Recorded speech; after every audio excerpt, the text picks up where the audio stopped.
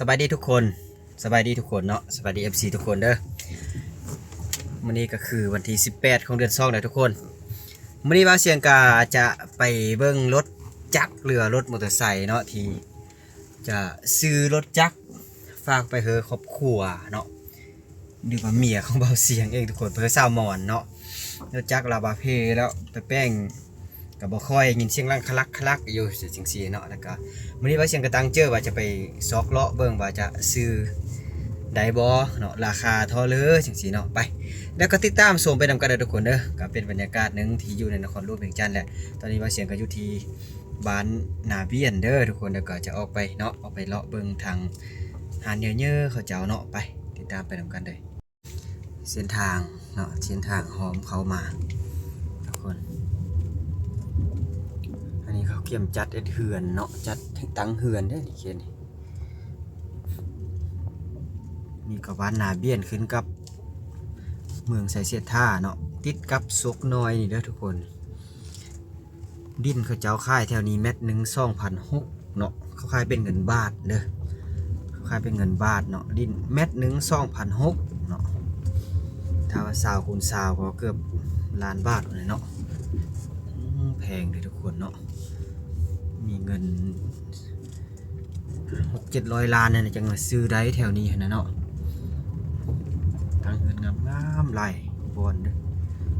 นี่ทางน้าอันนี้ก็เป็นดินจัดสรรเนาะดินจัดสรรเขาเจ้าก็ขายแม่นถึง2,500ต่ำสุดนี่โอ้มีคนมาตั้งเฮือนได้นี่มีคนมาตั้งเฮือนซื้อเด้อนี่เขาเป็นโครงการดินจัดสรรนี่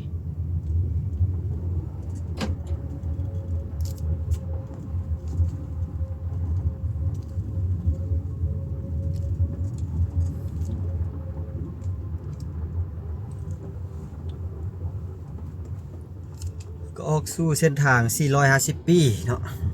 อันนี้ก็เป็นเฮือนเขาเจ้าเด้อทุกคนเส้นทางงามเขาปูย่างมาพร้อมเลย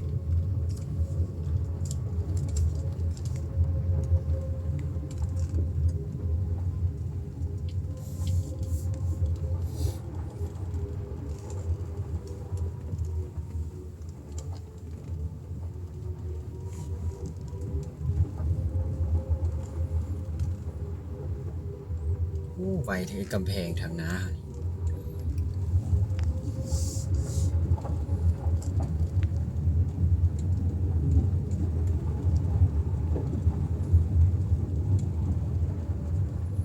กำลังก่อสร้างเนาะทุกคน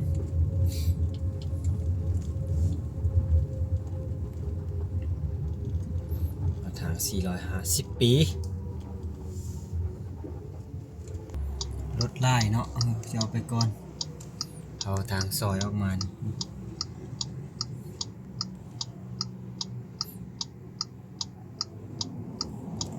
ไฟแดงนาควายเนาะทางน้านี่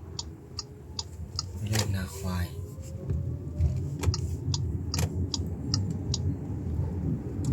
เส้นทางรถไฟทางด้านน้าเขา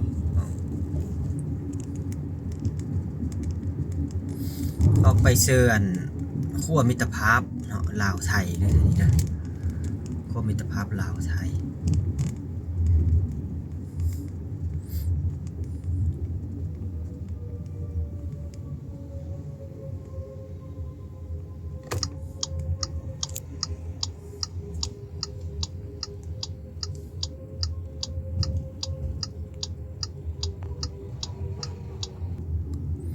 เราก็จะขี่ล้อไปนี่ทุกคนเนาะเส้นทาง400นี่แหละนี่ก็ยังดิ้นยังบางแต่โอ้ราคาแพงทุกคนเลยเขาจะเบาเป็นเงินบาทเงินดอลลาร์แล้วเนาะ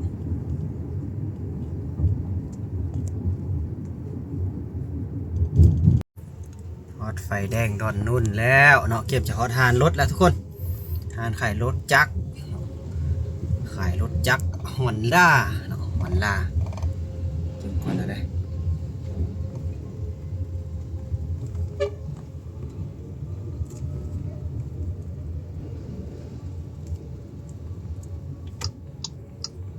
แถวนี้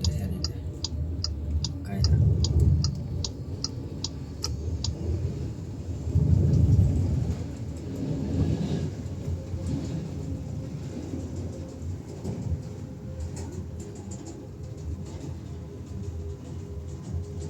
เก็บฮอดเดอร์นะหน่อยหนึง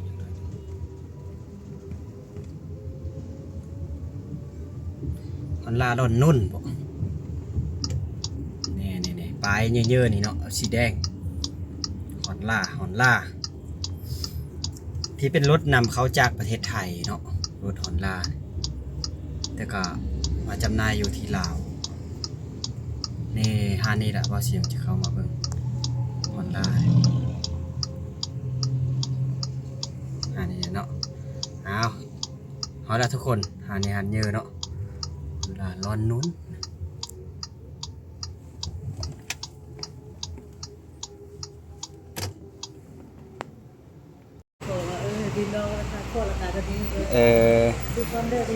มาฮอตซุ่นเนาะจะเลือกเบิ่งว่าเอาคันเรือรถคลิกนี่เท่าเลยล่ะรถคลิกนี่น่ะ63เกือบแสนเนาะเกือบแสนบาท63ล้าน5แสน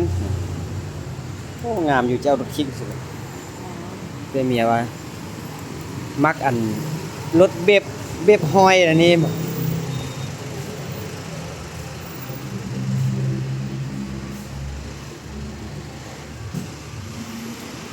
คันนี้ล่ะเป็นตัวฟูนี่จะถึกอยู่33ล้าน1แสนเนาะ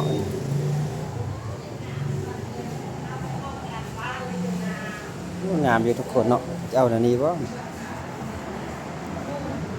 สาวหมอน น่าอยากได้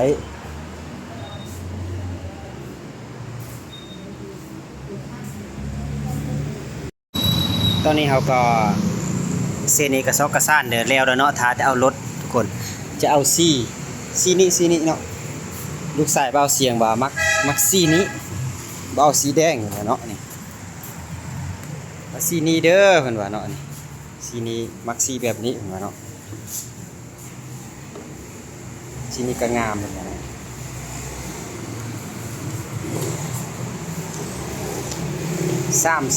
33ล้าน2แสนกีบเป็นรถปีเลยนี่น่ะ2026นี่เลยว่ะโอ้ใหม่ๆเลยน่ะโอ้ใหม่เอี่ยมเลยเนาะปี2026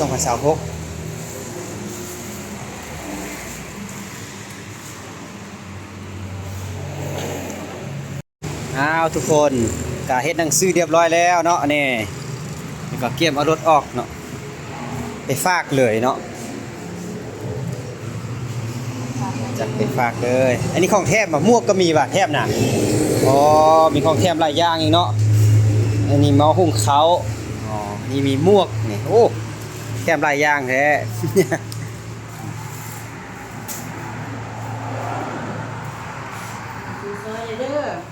ซื้อซอยลาวเลยเนาะงามเนาะงามหลายไม่เอี่ยมเลยปี2026ฮักก็มาป่ะนี่รถอันนี้หรือว่าเอามาแต่ปีใกล้ป่ะมาปีนี้ซูนฮอนล่าติดเบิ่งลองมึงบ่เอาลองเบิ่งโอ้เสียงม้วนเนาะพักเลยโอ้เสียงม้วนนิ่มพักสามหมอนดีใจเด้อสามหมอนเด้อที่ภาคเมื่อซัมเตอร์คนไหนเนาะทุกคนก็อย่าลืมเด้อกดไลค์กดแชร์บ้าเสียงได้เนาะซัมนี้ก่อนคลิปนี้อยากมาซื้อก็มาได้เด้อร้อนนุ่นเด้อร้อนล่าร้อนนุ่นเนาะนี่ลงโดกว่ะร้อนล่าลงโดกเนาะไหนเด้อมาห้างได้ค่าจะลดพิเศษให้ร้าน